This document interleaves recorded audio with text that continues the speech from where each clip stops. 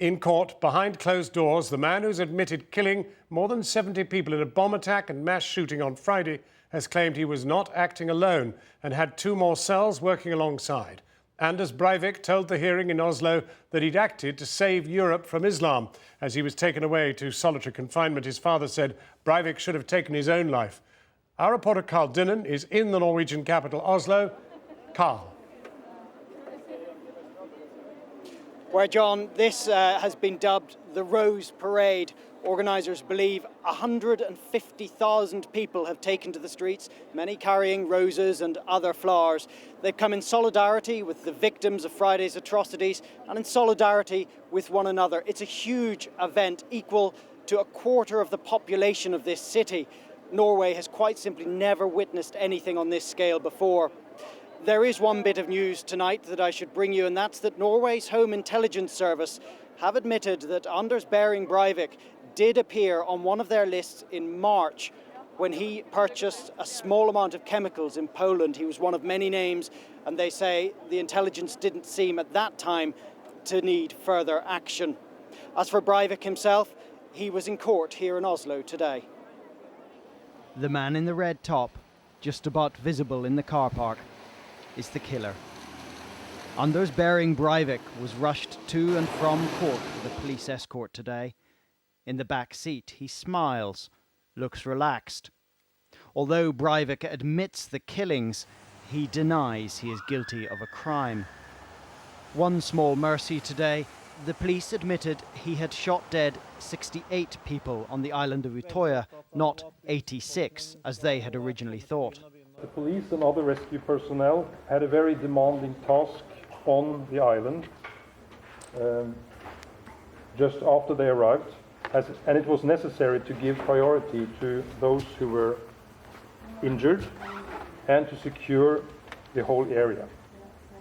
In this complex situation, the number of deaths first reported were too high.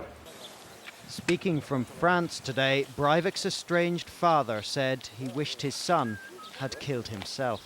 I will never have any more contact with him. In the worst moments, I think that the last thing he should have done, instead of killing so many people, he should have taken his own life. In Oslo, hundreds had gathered outside the courthouse, but the court ruled that the remand hearing would be heard in closed session. What are the reasons for holding a closed hearing today? Yes, it's because of the needs for the further investigation and also the security questions in this very, very special matter. But after the short hearing, the judge emerged to relay through his translator Breivik's first explanation for his murderous actions. Målet med attentatet var å gi et kraftig signal til folket.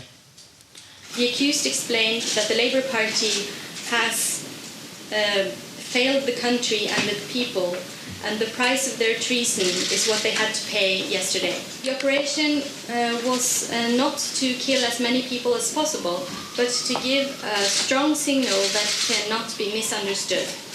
That as long as the Labour Party keeps driving its ideological line and keeps deconstructing Norwegian culture and mass importing Muslims, then they must assume responsibility for this treason, and any person with a conscience cannot allow its country to be colonized by Muslims.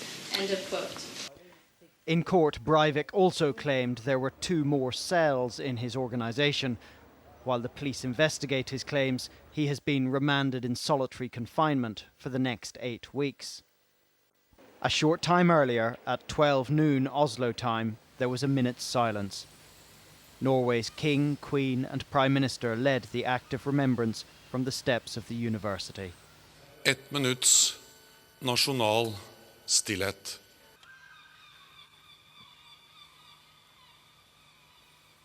In Oslo, the trams stood still. Near Utøya, the rescue workers paused. And across Scandinavia, the moment was marked. Then, by the field of flowers at the cathedral, some people began to sing the words of a famous poem written for the young people of Norway. Skaper vi menneskeverd, skaper vi fred.